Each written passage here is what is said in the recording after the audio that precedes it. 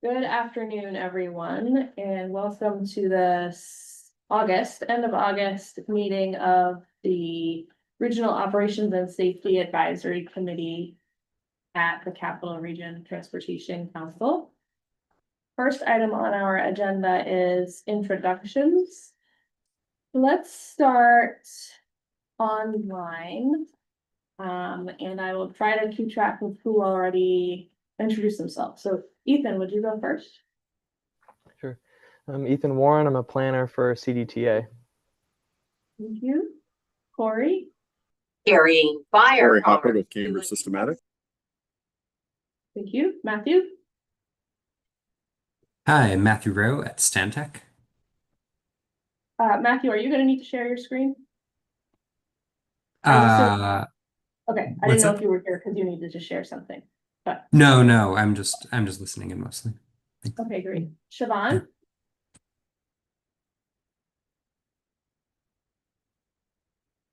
Still muted. Oh, sorry. Hi, everyone. I am Siobhan Terrell with Cambridge Systematics. Leah? Let's see. We can hear you. I'm sorry. I was trying to get my camera to work. My name's Leah. I'm with the Capital Region Transportation Council. Thank you. Teresa? Teresa LaSalle with the Capital Region Transportation Council. Ethan Townsend? Ethan Townsend with the Transportation Council.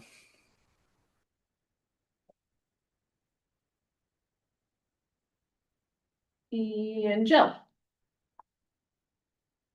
I'm Jill Lamanna. I'm with NISDOT Region 1. I am the Safety Evaluation Engineer. Thank you for joining. And in the room, let's start with William. I'm William Fitzgerald. I'm with NISDOT Region 1 Planning Program. Audrey Bernison, New York State DOT Region 1 Planning and Program Management. Maureen Kozakowicz, Program Manager, Governor's Traffic Safety Committee. Robbie McHugh with the Town of Colony EMS Department. Carrie Ward with the Capital Region Transportation Council. Adam McArthur with the Capital Region Transportation Council. Andrew Tracy, also with the Transportation Council. Mark Stiglione with the Regional Planning Commission. Super, thank you, everybody. The next thing we have on the agenda is public comment. Is there anything anybody would like to say in the public comment portion? Okay, so the next thing on the agenda is another presentation on the Vision Zero Safety Action Plan funded with the Safe Streets and Roads for All grant from the Federal Highway Administration. We do have a draft document that is out for review right now. And I believe Siobhan is going to share her screen, and then Corey is going to provide, walk us through the presentation. Yeah, so it'll be a combo of us presenting here, and I apologize for any background noise. Let me know if you have any trouble hearing me. But we're going to present generally, as Carrie said, on the draft action plan at this point. It's been under public review for the last 30 days or so. I just want to take you through each of the plan sections and explain where we're at to date. Slide.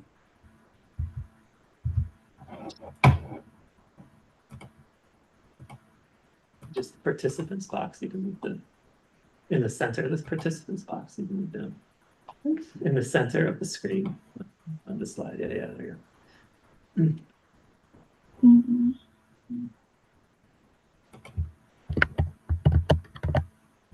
Okay, we can see the presentation.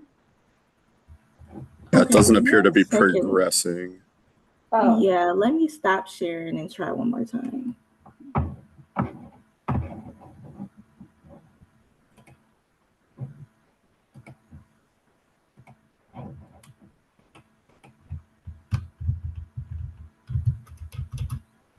Yeah, it's not working.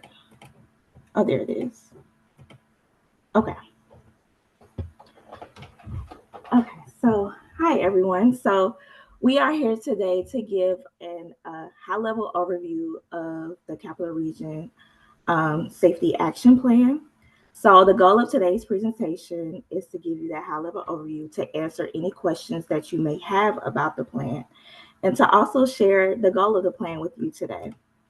So I will start off with the Vision Zero target. So the target of the plan is to eliminate fatal crashes and reduce serious injury crashes by 50% in the capital region by 2050.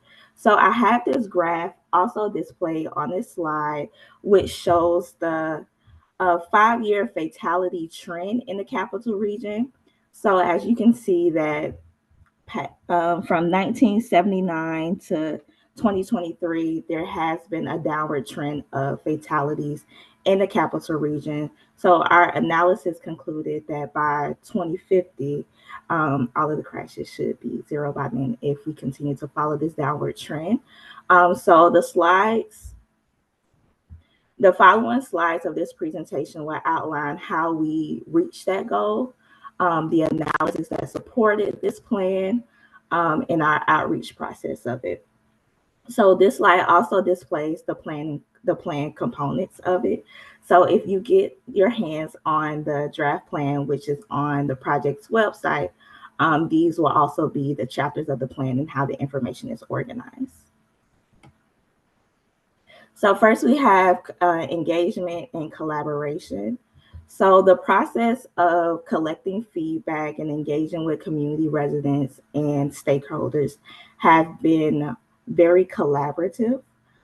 We have engaged with, or we have created and engaged with the following advisory groups, from the administrative committee to the ROSAC, the group that we're presenting to today, you all, the project engagement team, and the community advisory committee.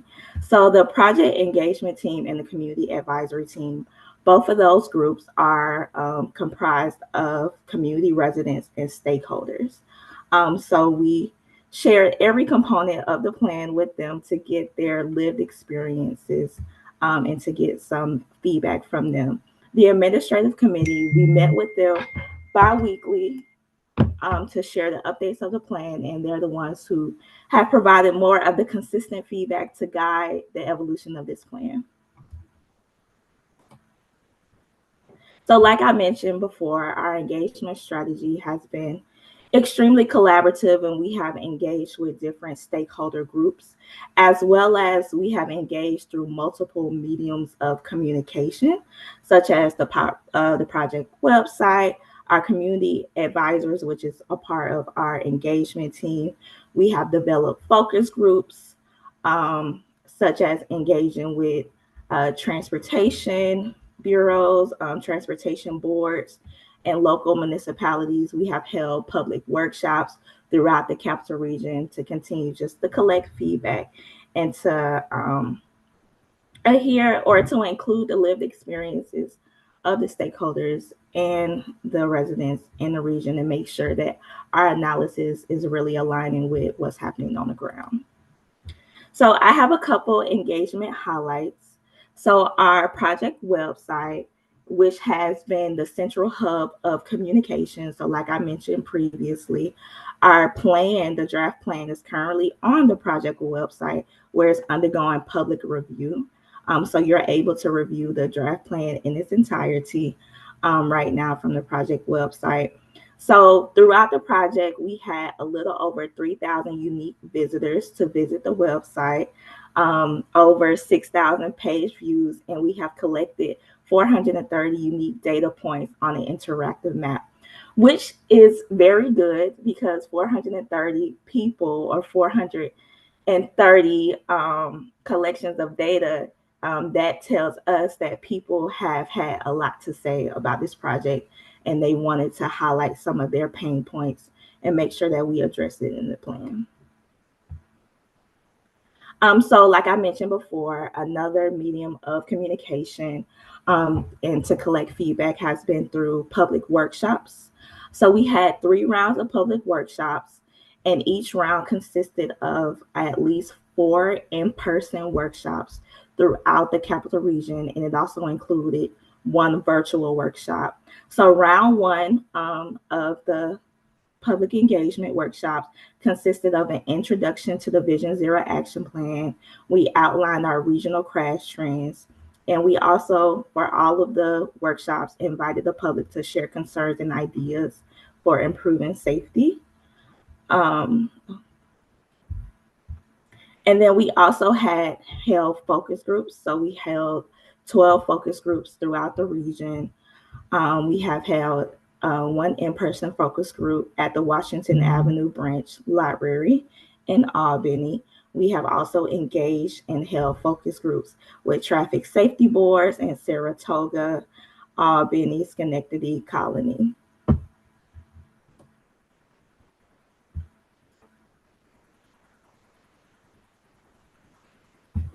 Perfect. Thank you, Siobhan. I'll take over to talk a little bit about the safety analysis piece that was completed as part of the plan development. As you know from previous conversations with you all, we did a lot of trend analysis and overarching understanding of the region as a whole to try and determine what some of the focus areas or emphasis areas of the plan should be. Those then provided input into what the strategies and actions for the overall plan should probably be to address those and get us closer to the goals and targets Siobhan mentioned. But as part of the plan development, we also included several net analyses, which are required as part of the Safe Streets and Roads for All safety action planning process. These get us down to recommendations for site-specific improvements, as well as network or site type specific improvements through two different types of screenings. We're going to talk a little bit more about those in the next couple slides. Go to the next slide. Starting off with the more reactive or hotspot type screening, we utilize NISDOT's Clear Safety app to perform a predictive safety analysis that screened the entire network looking for hotspots specifically with fatal and serious injury crashes.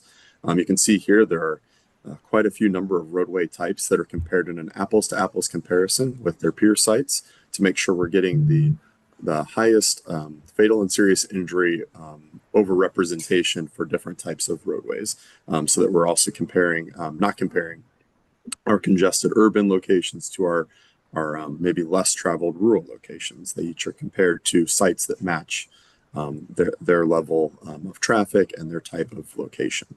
That gives us this understanding of the level of service of safety, which is a fancy way of saying a potential for safety improvement. So we're looking for those locations where we have the best chance of improving safety or have the biggest gap to fill in terms of improving safety at the location, and the best opportunity to do so with proven countermeasures. Next slide. This was done using a sliding window analysis. This is just to better help explain that the segmentation of the roadway network is being done in 0.3 mile segments and moving at 0.1 mile pace. So we're not missing any clusters of crashes throughout the network. We're comparing by moving it at that smaller integer, we're able to collect the highest clusters of crashes in the analysis in this reactive screening. Next slide. Again, I wanted to note that as part of using that Clear Safety app, we were looking at locations where the potential for safety improvement is greater than 0. So saying there's a positive potential for safety improvement, the location is having more crashes or more fatal and serious injury crashes than we would expect at that type of location.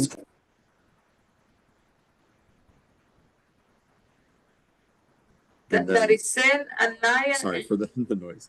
And then that potential for safety improvement is used to bin the level of service of safety into these different percentiles. Really, we're just focusing on, again, the positive potential for safety improvement. That's going to be the level 4s and level 3s, which is our 50 to 100th percentile of scoring for that safety improvement. Next slide. This is just a quick show of what that network screening result looks like. You can see the little dots here are the intersections throughout the roadway network, and those lines are the segments that were highlighted throughout the network for being in those level 4 or level 3 service of safety categories. These are the locations that informed where potential investigation should take place and should take place going forward. Several of these were also addressed as part of the corridor concepts that we'll talk about later today.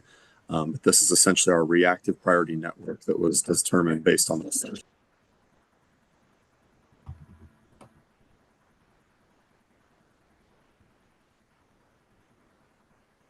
We also completed a systemic screening, which focused more proactively on the types of locations that we would like to address based on 4 specific focus crash types.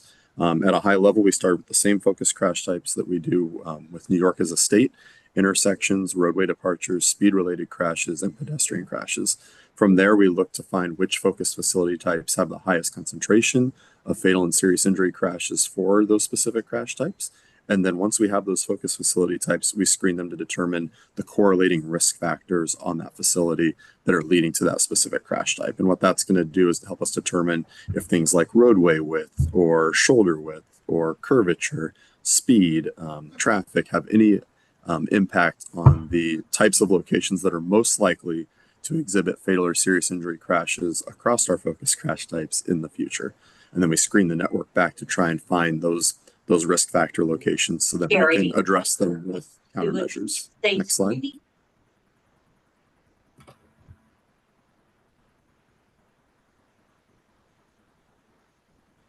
Firearms before entering. The risk factors that we looked into for each of the various categories are listed here. As you can see, for roadway departures and speeding, there are quite a number of factors, as one would expect, related to width or specific aspects of the roadway physically that would either cause one to be more likely to run off the roadway or maybe entice people to be more likely to speed. From the intersection perspective, looking at all the things that might impact potential conflicts, what types of turns are available, crosswalk types, skew, is there a pedestrian signal or not? Those things also often play into that pedestrian systemic area where we were very highly focused on the VRU travels, or the vulnerable road users, pedestrian bicycle trips, as much as we could get information on that, as well as those other infrastructure types. Next slide.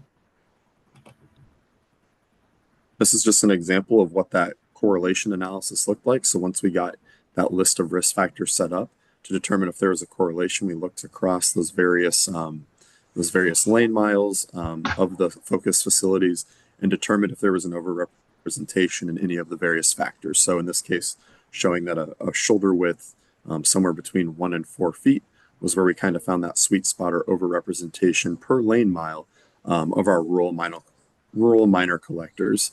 And that helped us determine that should be a risk factor going forward for that analysis. Next slide. And then finally, once we had all those risk factors determined, we started to develop systemic treatment packages, which can be found in the appendix of the draft plan itself. Those packages are lists of proven safety countermeasures that can be implemented network-wide and can be used by the municipalities to address essentially multiple locations or multiple network types or facility types. Those proven countermeasures. Next slide. Jason Brown, Yamo Yiya. If you're in the as your flight is. And those are all stemming really from the FHWA proven safety countermeasures. We also drew from the NISDOT systemic plans to make sure we were consistent with those going forward. A lot of that in the roadway departure safety action plan that just recently came out, as well as the pedestrian safety action plan. But these proven safety countermeasures are typically low cost, quick to implement. It can be combined in packages to address the systemic issue at multiple locations throughout the network and get us that highest return on investment. Next slide. This is just to show examples of those in a little more detail for the speed-related issues. Some of the systemic treatments are shown here. We also included these as part of overall potential safety recommendations for the plan regarding speed-related as an emphasis area. For security Some reasons. of the big ones to consider are those speed feedback signs. Again, I talked a little bit about roadway width, shoulder width might impact that as a systemic issue. We also have speed humps and speed cushions and different things that could actually physically slow you down in the road. Next slide.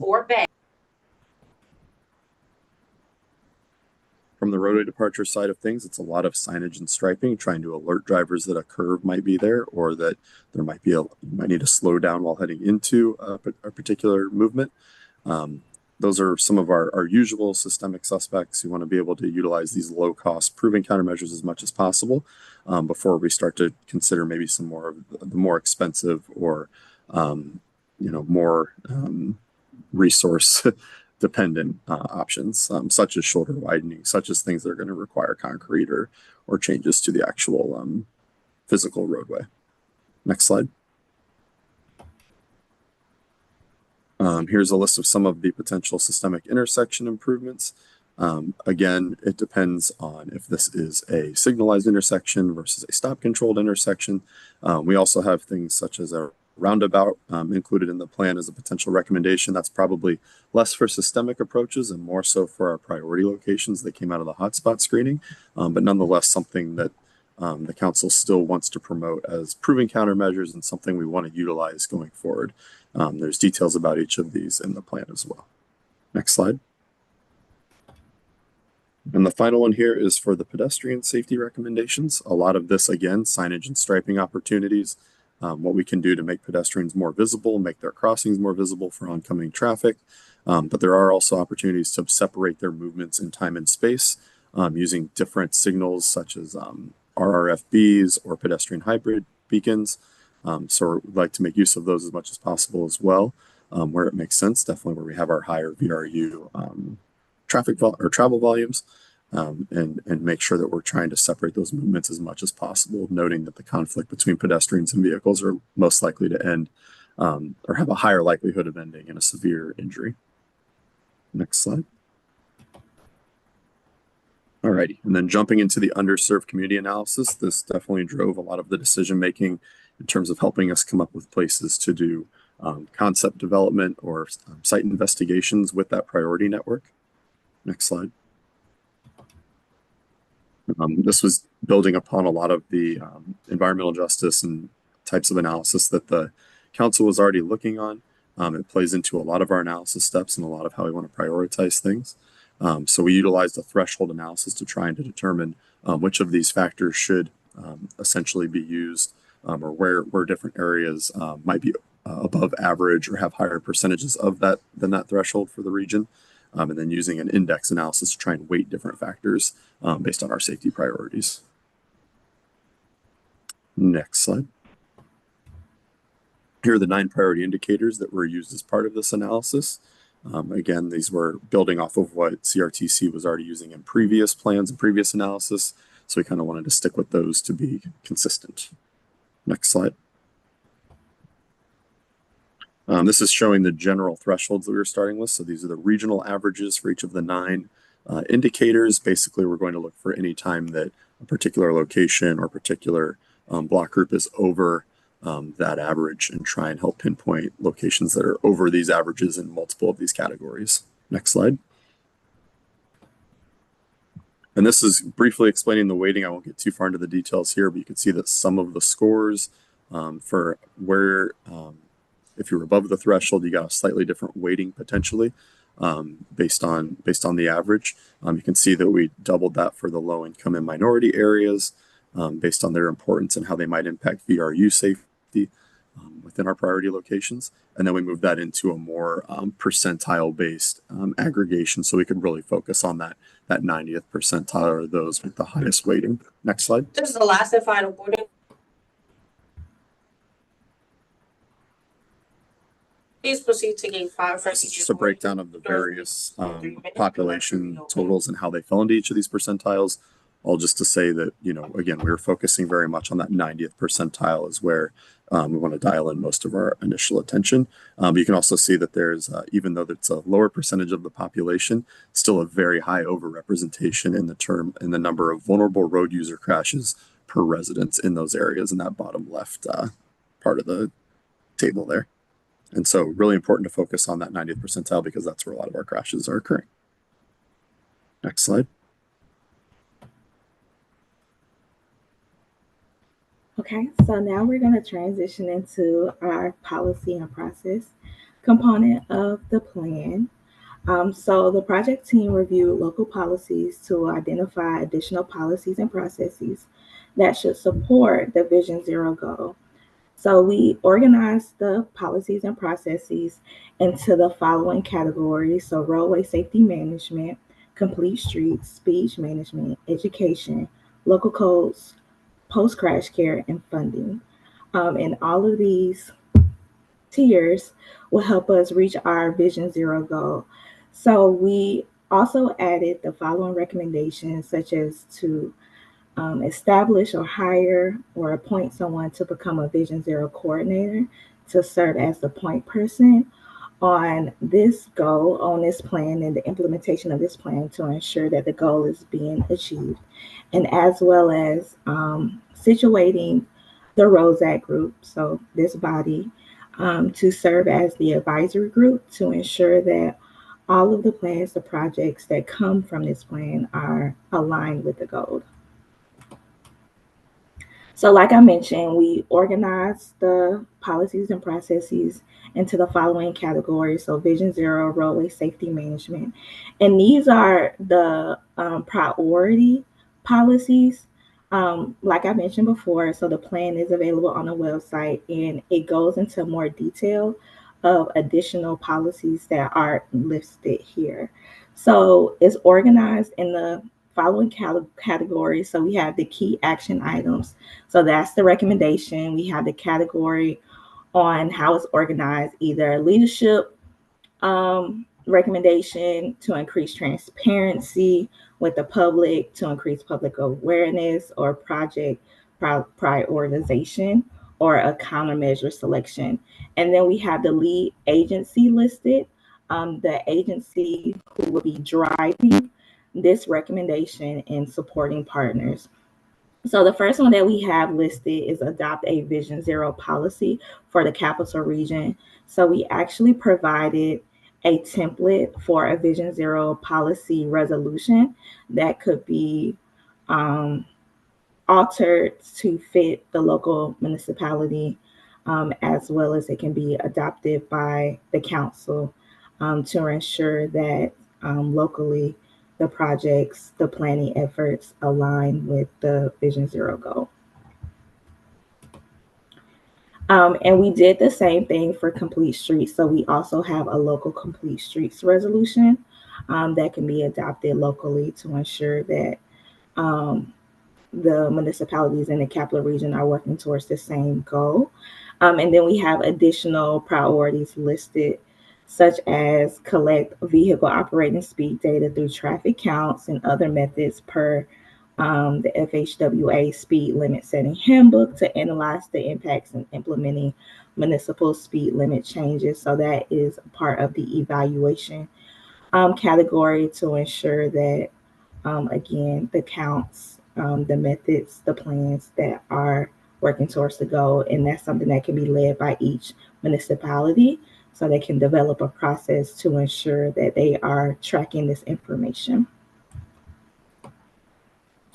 And then we also include funding recommendations as well. So I think Corey will talk about some of the funding recommendations in his section of the presentation. So I will transition back to him for strategy and project selection. Thanks, Siobhan. Yeah, so building off a lot of what we found in that process and policy section, and what we found in the trends analysis, we moved into developing strategies and determining how projects will be selected as part of the plan. Next slide. So the Safety Implementation Program, as part of supporting this overall plan, covers a lot of different areas. One big part of it is the hotspot analysis that I shared, and the priority locations that came out of that. That was supported by street safety investigations at a number of those priority locations, as well as corridor concepts and road safety audits at locations in each of the municipalities as well. And then we also looked into, before-after analysis on tip locations and other existing analyses as well.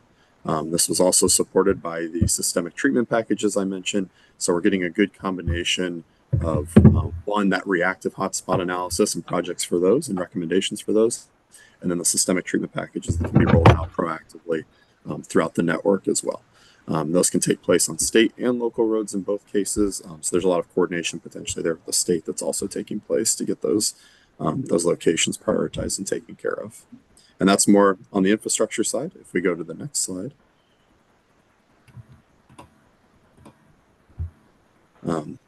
I think we can skip past this, just a quick list of the street safety investigation locations, and then also some of the corridor concept locations where the road safety audits were performed.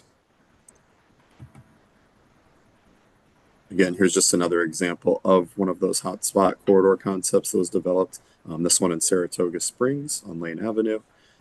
Went out, basically had a conversation with the local planners and with the enforcement and other folks working in the area to try and come up with ways to make this corridor safer.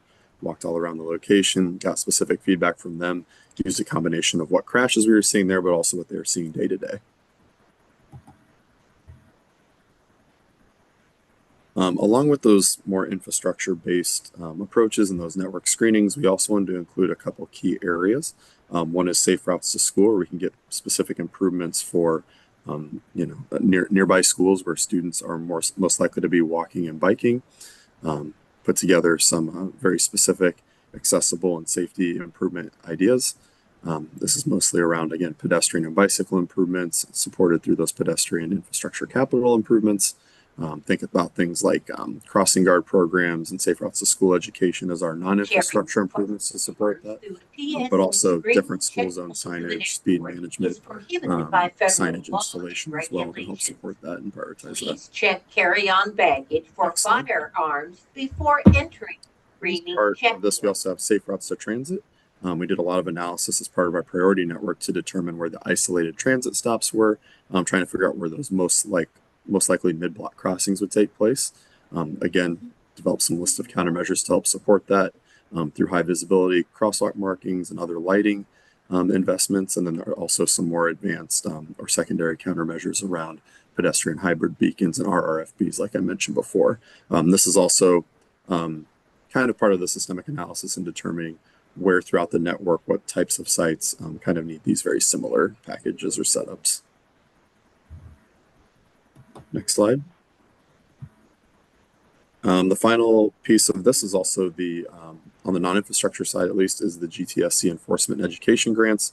There are quite a few throughout the region as is, but also something we want to keep taking advantage of going forward.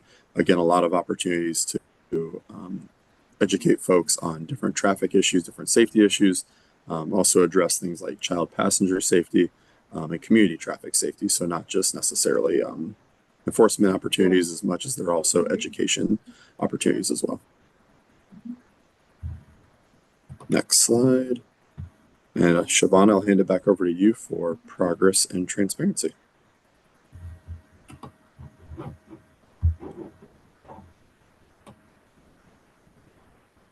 Okay, so we had set the following performance measures that will be included in the annual report template that we will provide for these projects.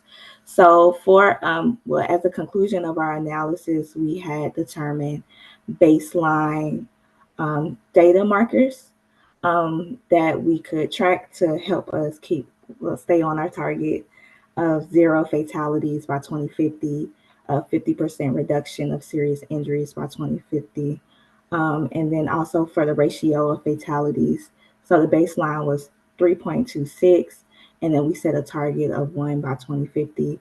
So all of this will be wrapped up in the annual report template that we will provide as a way to continue to track the momentum towards our target. And this concludes our presentation. So now we can open it up to any questions that you may have.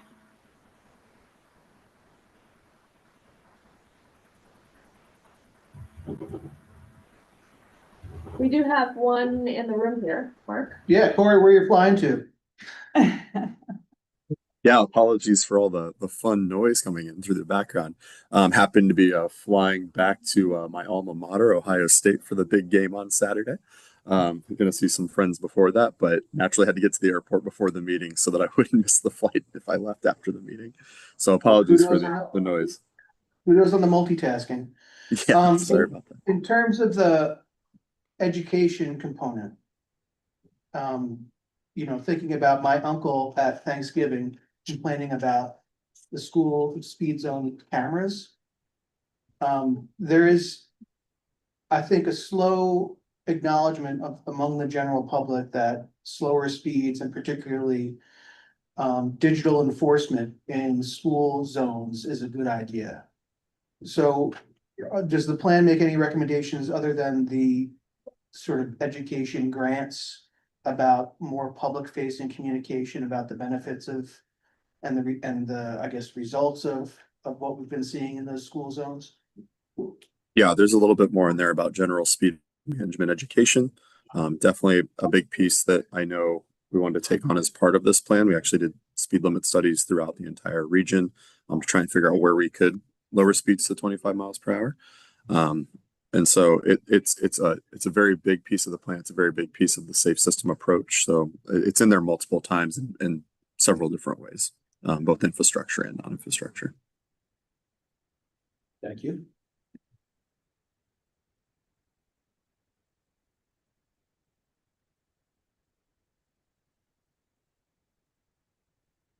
Anyone else?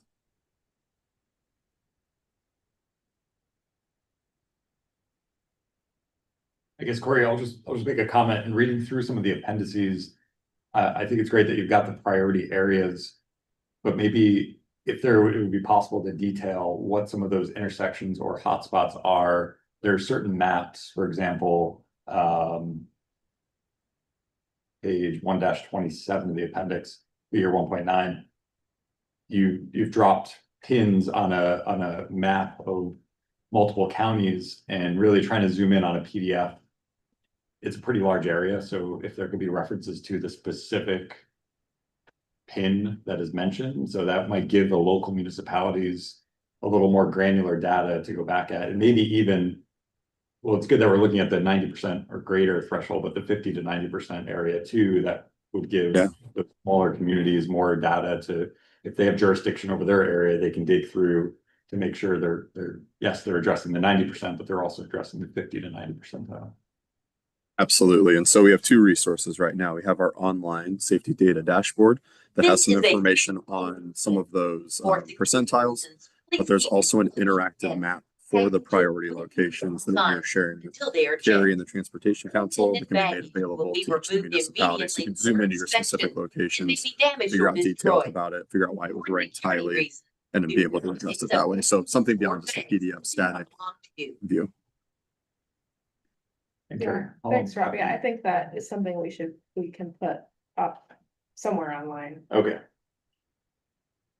I just have a weird question. Does identifying specific corridors or intersections where there's clearly a safety issue and making design recommendations for interventions, does that create any liability concerns among the agencies that have jurisdiction over those locations?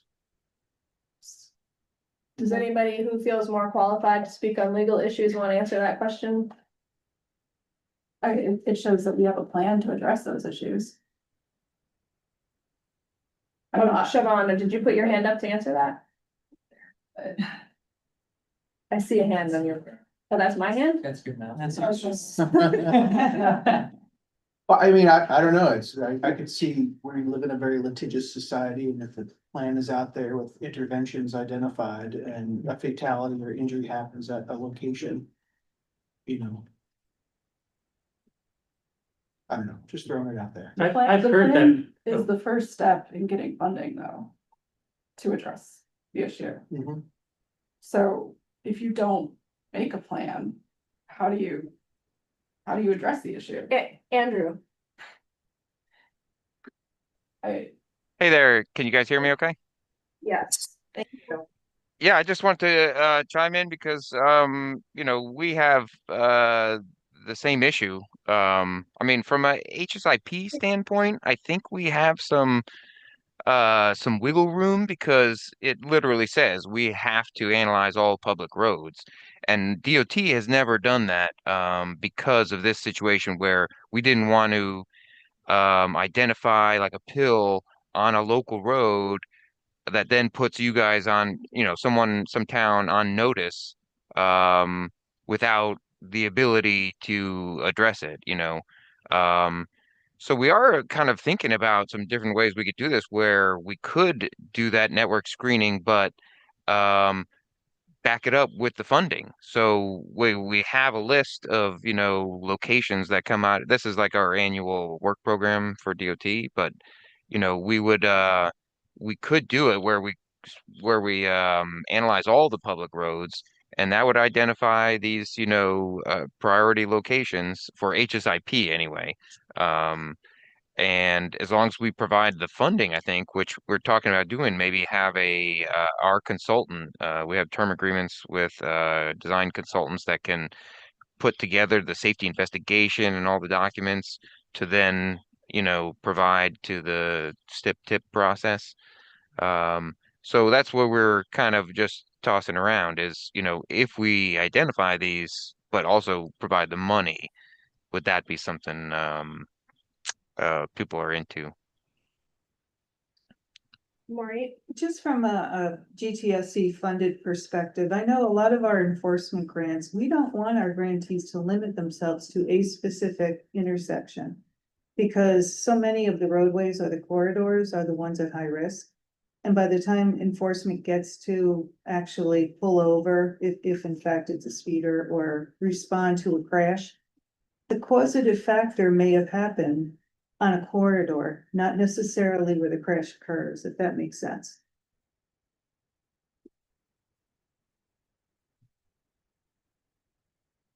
How was this addressed with ADA? With the transition plans? There was a similar issue there, right? Yeah, I mean, I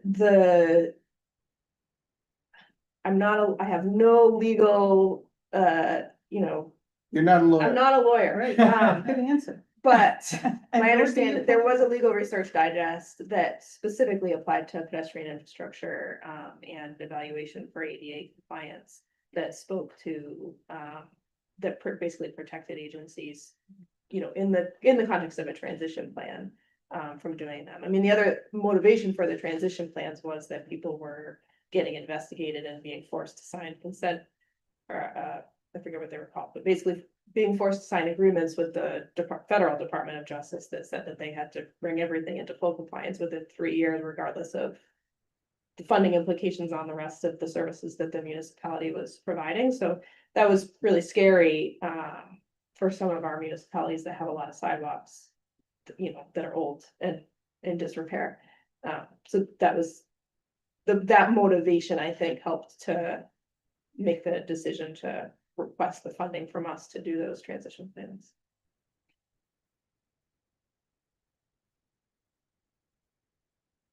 Well, perhaps some more research on, I guess, the legal. Right, I mean, I guess I feel like the legal issues have been solved. I just am not a Okay. lawyer and I don't want to speak. Okay, well, that's fine. Maybe like but in the plan itself, plan document, maybe a disclaimer that makes it easy to communicate that that local electeds should not feel that this document is somehow a threat to them. Okay. Just throwing it out there.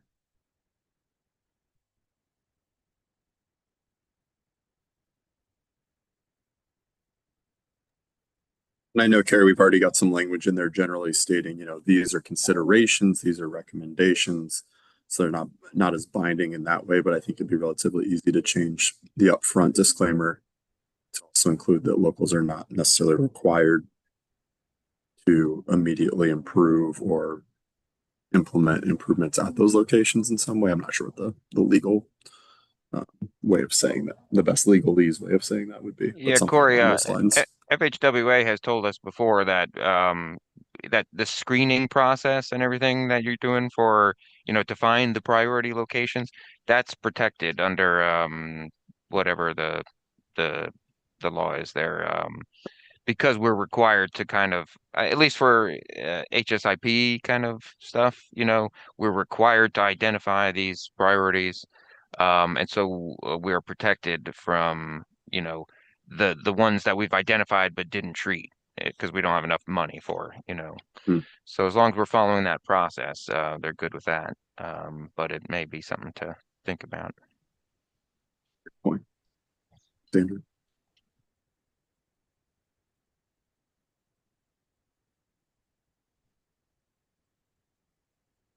Anything else? Make a final comment about one of the 5 areas of the post-crash care. We've been speaking at these meetings about the post-crash care, the 5th element of the safe systems approach. It is mentioned in the report, and I'm going to forward some of my notes back to Carrie. that I had sent through to Alex, who's working on this. It's briefly mentioned about the benefits of pre-hospital blood, and that will be a focus of our regional Safe Streets for All grant, one of the elements.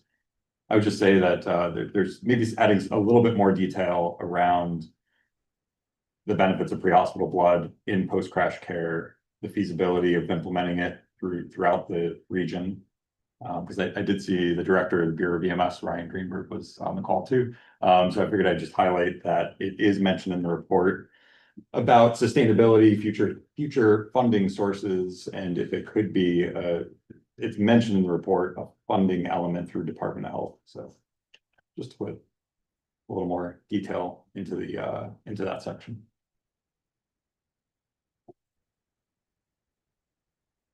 Thanks.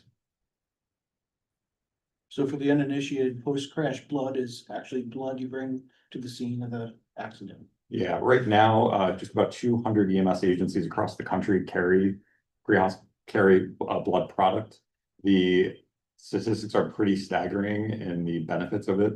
For every minute sooner somebody receives a blood transfusion, their odds of mortality go down by 10%. What they're seeing in Texas, what they're seeing in other areas that are focused on this, is that the population of people who receive a blood transfusion on the scene are seeing close to like an 87% survival rate. Federal statistics have said of the patients who died in a crash, about 50% of them were alive when EMS arrived. There's concerns about it's a scarce resource in supply. How could we possibly have more blood? Well, one of the ideas in the studies have shown that the sooner they receive that blood transfusion, the less downstream blood transfusions they may need. They may not need a mass transfusion in the hospital if they do make it to the hospital. If they get that at the scene of a crash, their chances of survival increase and the amount of blood that they would need decrease. So we could actually redistribute the blood supply, not just weaken the blood supply. Is the main barrier money or institutions? Yes, both. It's highly regulated. It was only passed last year as by the legislature and governor. And I believe the Bureau of EMS is working on the regulatory requirements right now. But from what I've looked into in the research and procurement, we're talking about $1,000 per transfusion. Significant cost, significant amount of blood coolers and temperature monitoring that are needed for this to keep it between 1 and 4 degrees Celsius and have those temperature logs. And those are only for the units that get used. We want to make sure it's a zero waste system so that if a unit of blood is about to expire, there are systems in place to make sure it gets back to the trauma center or a hospital so they can use that, exchange it out. Otherwise, the costs of maintaining those units that don't get used would go up pretty exponentially. So yeah. There's anyway, I know I've spoken with Mary Tanner here at GTSC, and we've had some great conversations with Jen Hogan at DOH as part of GTSC. So a lot of people are excited about this, but I think it's just great to mention in this. Yeah, absolutely.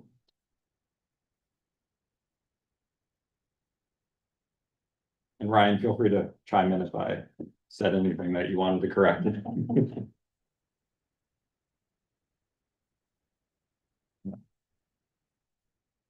Any other questions?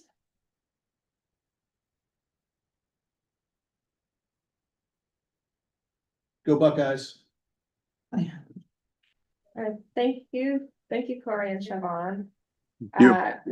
Next things on our agenda are just some updates. And the first one, I just had a quick thing to say, but I don't know if Andrew, you're welcome to say more on this if you would like to.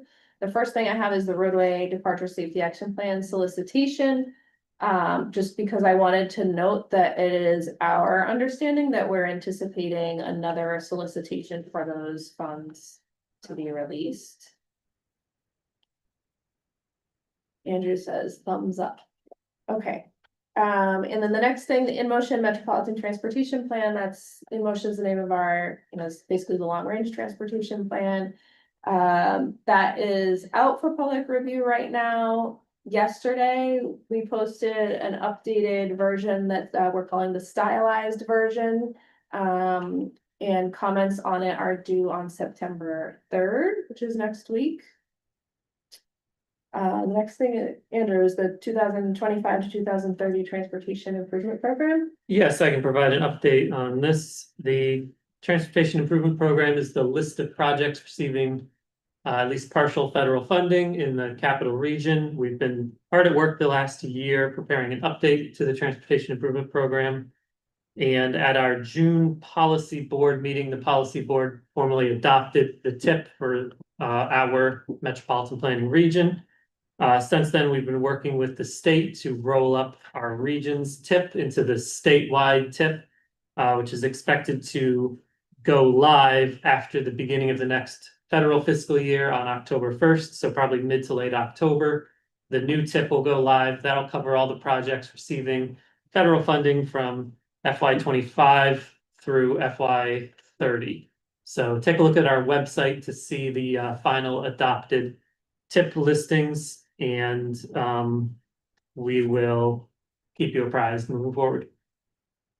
Great, and then the technical assistance program. Sure, I can also, do you want to pull up the our website, just the technical assistance program page on our website? So the technical assistance program, we offer a big menu of technical assistance offerings to any of our member agencies, municipal or county governments, or, you know, we're working also with agencies like the airport and other agencies that are part of the MPO. We can do traffic studies, safety studies, we can collect transportation data, big variety of data. Yeah, if you go to our website and then go to, I think, local programs in the drop-down menu, you'll see the full menu of technical assistance program offerings. Online, but I'm not. Okay, that's all right. So we just wrapped up 3 technical assistance projects. We wrapped up a safety-focused one for town of Ballston in Saratoga Springs. We looked at 3 high crash intersections that they wanted us to examine, and we came up with a suite of recommendations that was very largely grounded in what the SS4A recommended countermeasures were, and that application, actually, town of Ballston brought that to Saratoga County, and then Saratoga County actually applied for and received roadway departure safety action plan funding to implement those recommendations. So that Tech Assist very quickly became a new capital project, so we're thrilled to see that. We are also wrapping up a Tech Assist for City of Rensselaer. They wanted us to examine some high traffic and freight movement intersections on Broadway and at the Dunn Memorial Bridge ramps in the city. So we've been helping them with that. And we also wrapped up a Tech Assist for North Greenbush, looking at locations on US 4 for traffic and safety concerns, and also on Blooming Grove Drive, which is a county highway that runs parallel to Route 4 in North Greenbush and is increasingly being used as an alternative route to Route 4. So they wanted us to look at safety concerns and possible traffic calming to help slow down the vehicles that are going past residential driveways. So those 3 Tech Assists are wrapping up, and we have an open rolling solicitation for more. So if your community is interested in getting technical assistance for any surface transportation related topic, please go to our website, look at the menu of offerings, and send us an email if you're interested. That's all for the Tech Assist. So wrap up a next meeting, that our next meeting is scheduled for December 11. And I just wanted to note on that we will, Andrew and I will brainstorm some possible presentation ideas that we can have for the next year. But if you have any ideas or thoughts, especially if you have an idea or thought of the actual presenter who could come, please send that to us before the meeting. And then we will put something together to do like a, some kind of voting, something to see what the top 4 presentation presentation topic ideas would be. Does anyone have a topic that they want us to try to cover, try to find presenters on? I mean, Robbie brought us post crash care. Maybe we can find someone to talk about the national best practices and what's been working elsewhere. Would anyone want to hear more about that, or any other topics you want us to look into? Well, work zone safety has been top of mind. Okay.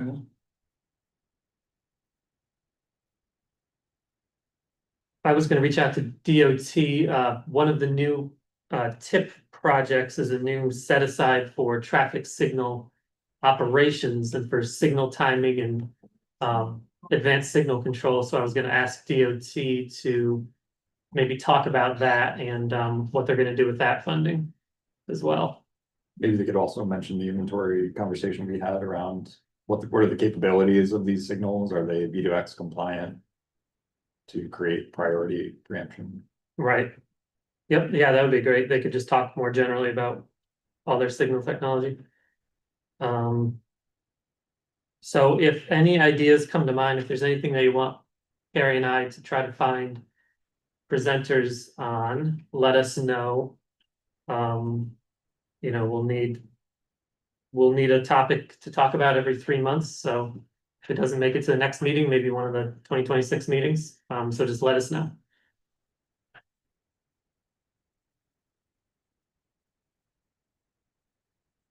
And with that, thank you for spending your hour with us and have a great rest of your day. Thanks. Thank you.